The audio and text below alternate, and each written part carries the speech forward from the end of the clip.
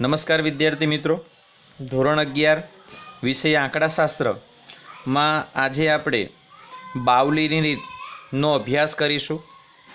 મિત્રો, બાવલીની રીતનું સૂત્ર છે J બરાબર Q3 + Q1 - 2m upon Q3 - Q1. જો તમારે આ સૂત્ર મેળવવું હોય તો એના માટે તમારે Q1, Q3 અને m શોધવા પડે. તો એના માટે તો એ પહેલાં આપણે શોધીશું. સૌપ્રથમ સ્વાધ્યાય 6.2ના પહેલા દાખલા વિશેની વાત કરીએ. 5.2 વિષમતા એ 5મું ચેપ્ટર છે માટે. તો અહીંયા ઉંમર અને યુવાનોની સંખ્યા તમને આપેલી છે અને એવું કહ્યું છે કે બાવલીની રીતથી વિષમતા અને વિષમતાંક શોધો. મિત્રો, જ્યારે પણ આપણે Q1, Q3 કે m શોધવું હોય ત્યારે અવલોકનોને ચડતા ક્રમમાં ગોઠવવા પડે. અહીં અવલોકનો ચડતા ક્રમમાં નથી. તો સૌથી પહેલાં 17 આવશે, તો અહીંયા 17 લખીએ. તો 17ની નીચે જે આવૃત્તિ હોય એ એની સામે લખવી પડે. ત્યાર પછી 18 આવશે, પછી 20 આવશે, પછી 22 આવશે, પછી 23, 25, 26 અને 28. હવે એની સામે જે આવૃત્તિ આવતી હોય એ પ્રમાણે ગોઠવવાની. 18 સામે 11 છે, 20 સામે 19 છે, એવી રીતે 9, 8, 22, 7 અને 3. હવે આવૃત્તિનો ઉપરથી સરવાળો કરીએ તો 4 ના 4, 4 ને 11 15, 15 19 34 થશે. 34 ને 9 43, 43 ને 8 51, વત્તા 22 કરીએ તો 73 આવશે. 7 ઉમેરીએ તો 80 અને 3 ઉમેરીએ તો 83. તો એના પરથી આપણને કુલ આવૃત્તિ n બરાબર 83 મળી. હવે આપણે અહીંયા ચતુર્થકો અને મધ્યસ્થનો માપ મેળવવું છે. તો જ્યારે અસતત આવૃત્તિ વિતરણ હોય એટલે કે વર્ગ ન આપ્યા હોય ત્યારે n+1 વાળું સૂત્ર આવશે. તો અહીંયા n બરાબર 83 છે. 83 વત્તા 1/4, 84/4 કરીશું. અહીંયા 1 કૌંસમાં 84/4. તો 84/4 કરીએ તો આપણને મળશે 21. તો 21મું અવલોકન એ CFમાં જોઈએ તો એનો સમાવેશ 21નો સમાવેશ 34માં થાય છે. તો એનો મતલબ અહીંયા સામે લખી દઈએ Q1 અને એની સામેનો પ્રાપ્તાંક તમારો 20 છે. તો અહીંયા Q1 બરાબર 20 આવશે. એવી રીતે હવે Q3ની વાત કરીએ તો 3. હવે n+1/4 તમે ગણેલા છે, 21 આવ્યા છે. તો અહીંયા હું 21 લખી દઉં. 21 તરી 63 અને 63 ને CFમાં જોતા. તો 63ને હું CFમાં જોઉં તો એનો સમાવેશ 73માં થાય છે. તો 73માં લખી દઈએ આપણે Q3 અને એની સામેનો પ્રાપ્તાંક 25 છે. તો એવું કહી શકાય કે Q3 બરાબર 25. હવે વાત કરીએ મધ્યસ્થની. તો n+1/2. તો n 83 છે. 83 વત્તા 1/2 કરીએ 84/2 એટલે આવશે 42 અને 42નો સમાવેશ એ 43માં થશે. તો અહીંયા આની સામે લખી દઈએ m અને એની સામે આવનાર પ્રાપ્તાંક છે 22. તો અહીંયા આપણે લખી દઈએ m બરાબર 22. મિત્રો, આવી રીતે આપણને 3 માપ મળી ગયા. Q1 20 આવ્યા, Q3 25 આવ્યા અને m બરાબર 22 આવ્યા. હવે આપણે એને સૂત્રમાં એપ્લાય કરીએ. તો Q3 બરાબર 25 છે, Q1 બરાબર 20 છે, -2m, m 22 છે, છેદમાં 25 - 20. 25 20 45 થશે અને 22 × 2 = 44 અને છેદમાં 5 આવશે. 45માંથી 44 જાય 1 અને 1/5 કરવાથી આપણને જવાબ મળશે 0.2. તો આપણો વિષમતાંક એ 0.2 આવ્યો. હવે આપણને એવું કહ્યું છે કે એનું અર્થઘટન કરો. જો મિત્રો જવાબ પ્લસ આવે તો એવું કહેવાય કે આપેલ આવૃત્તિ વિતરણ ધન વિષમતા ધરાવે છે અથવા દર્શાવે છે. તો આ આપણે જે વર્ગ વગરનો દાખલો એટલે કે અસતત આવૃત્તિ વિતરણવાળો દાખલો છે એનો અભ્યાસ કર્યો. તો આ પ્રમાણે જ્યારે બાઉલીની રીતે તમને વિષમતાંક કહ્યું હોય ત્યારે અવલોકનોને ચડતા ક્રમમાં ગોઠવવાના અને ત્યાર પછી Q1 Q3 ને એમ શોધી અને આગળ દાખલો ગણવાનો. હવે આપણે આગળ દાખલા નંબર 3 જોઈશું, જેમાં તમને વર્ગો આપ્યા છે અને ખુલ્લા છેડાવાળું આવૃત્તિ વિતરણ આપ્યું છે.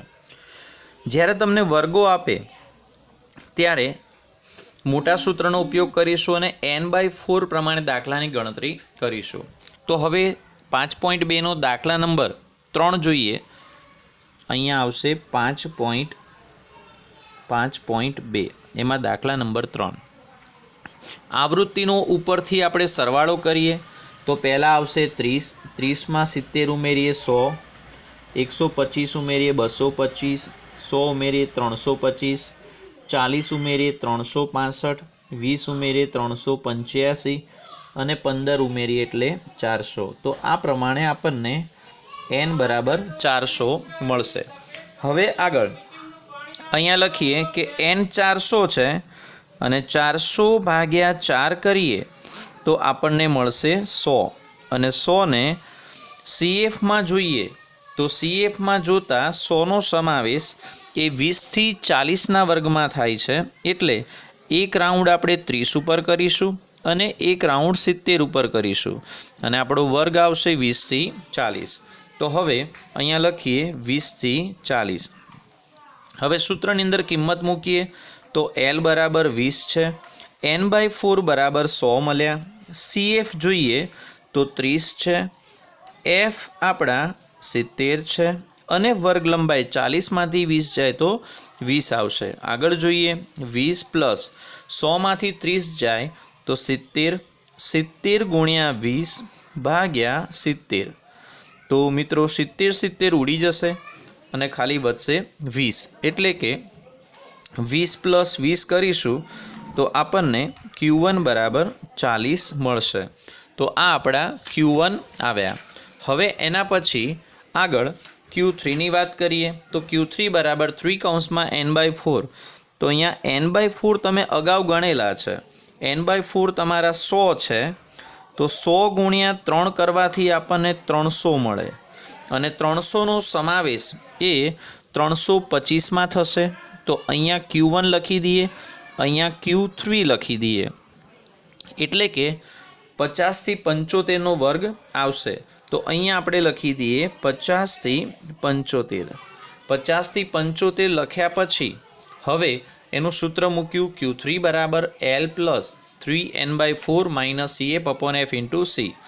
તો અહીંયા રાઉન્ડ કરીએ આપણે તો જ્યાં બ્રેકેટ કર્યો છે એની ઉપર એક રાઉન્ડ આવશે અને એ જ લાઇનમાં એક રાઉન્ડ આવશે. હવે જોઈએ આગળ તો L બરાબર 50થી 75 એટલે L અધોસીમાં 50 આવશે. તો અહીંયા 50 લખીએ વત્તા 3n/4 300 છે તો 300 લખી દઈશું. CF 225 છે 225 લખીએ.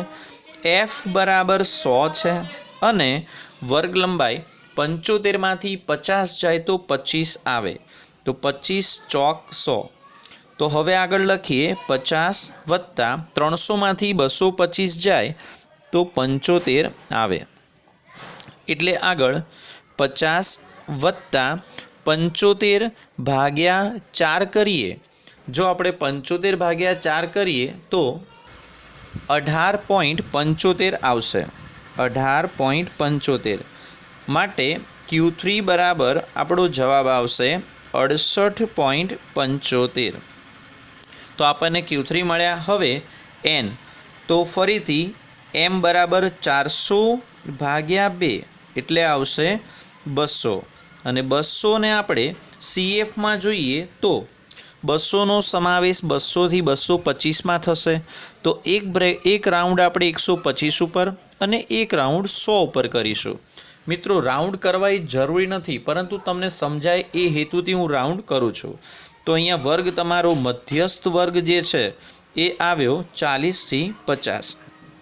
હવે આગળ કિંમત મૂકીએ તો L આપણા 40 આવશે, વત્તા n/2 200 આવશે. CF જોઈએ તો CF 100 આવશે અને F 125 આવશે અને વર્ગ લંબાઈ 50માંથી 40 જાય એટલે 10 આવશે. આગળ જોઈએ તો 40 વત્તા અહીંયા બાદબાકી 100 ગુણ્યા 10 ભાગ્યા 25. તો આગળ ગણતરી જોઈએ તો 40 વત્તા 1000 ભાગ્યા 125 કરીશું. 1000 ભાગ્યા 125 કરીએ તો 8 આવશે. માટે M બરાબર 48 આવશે. તો આ પ્રમાણે આપણને M મળી ગયો. હવે ત્રણેય માપ મળી ગયા, એને સૂત્રમાં આપણે એપ્લાય કરીએ. તો Q3 એ આપણા 68.75 છે. તો અહીંયા લખી દઈએ કે 68.75 વત્તા Q1 બરાબર 40 છે -2 M બરાબર 48 છે. તો અહીંયા 48 લખીશું છેદમાં 68.75 -40. આ બેનો સરવાળો કરીએ તો 108.75 આવશે અને એમાંથી 48 દુ 96 અને છેદમાં બંનેની બાદબાકી જોઈએ તો 28.75 આવશે.